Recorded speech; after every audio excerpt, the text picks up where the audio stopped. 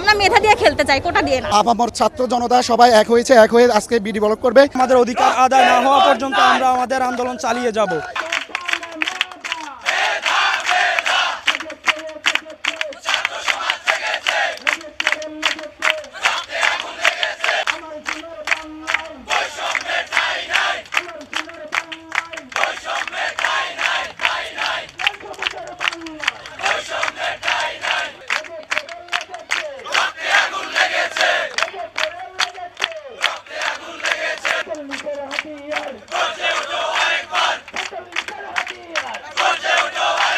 আসলে হচ্ছে যে একটা দেশের সর্বোচ্চ শিখরে মেধাবীরাই অধিষ্ঠিত থাকতে পারে, এখানে কোনো অধিকাংশ কোটাধারী কখনো অধিষ্ঠিত থাকতে পারে না।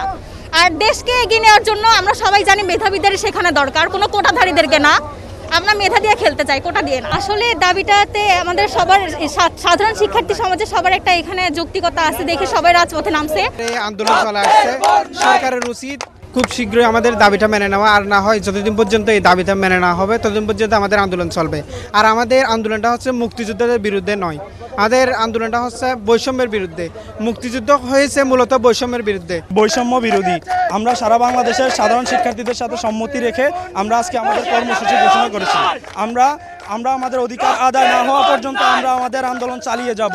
আমরা চাই স্বাধীন বাংলাদেশে যাতে কোনো বৈষম্য না থাকে, সবাই যাতে নিজ যোগ্যতায় চাকরি পায়, আমাদের চাওয়া এটাই। আজকে হলো আমরা বিডি ব্লাগেনের আন্ডারে সমস্ত বাংলাদেশে সমস্ত পাবলিক বিশ্ববিদ্যালয়গুলো এবং আপামর ছাত্র জনতা সবাই এক হয়েছে, এক হয়ে আজকে বিডি ব্লক করবে। সেই সাথে আমরা চট্টগ্রাম বিশ্ববিদ্যালয় এবং চট্টগ্রামে বিশ্ববিদ্যালয় অধিভুক্ত যে 9টি কলেজ আছে আর এবং অন্যান্য যে শিক্ষা প্রতিষ্ঠান আছে, প্রাইভেট বিশ্ববিদ্যালয় আছে, সবগুলো সহকারে আমরা আজকে শহরে অবস্থান করব।